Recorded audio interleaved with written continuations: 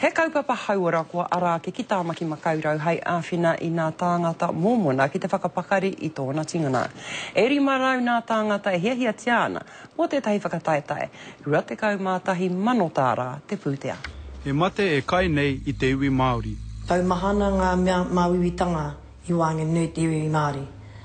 Ko tērā te taku whakaaro me taku wāwata ki te awhina mai te iwi Māori. E ai ki ngā tauranga hauora o te wā, neke atu i te whātekau ōrau o ngā pakeke Māori e pāngia ana i te mate mōmona. I see out in the community with whānau, a lot of health issues are coming up around obesity, around diabetes, various cholesterol problems. He tuatahitanga kaore anō kia kitea huri noa i te motu nei.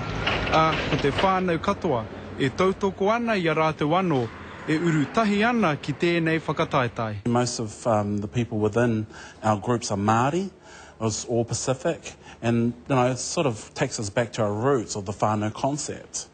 It's just beautiful to see, especially in this day and age. Hei te mutunga o te whakataetai, te kaumārua wiki te roa, ka tītari hia atu te pūtea ki te hungatoa.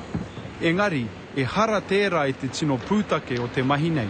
People now are changing the ways they're thinking around health and around whānau, having whānau live for a lot longer than they are today.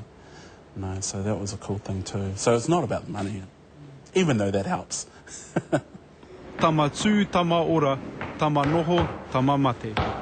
He tā Gardner, te karere.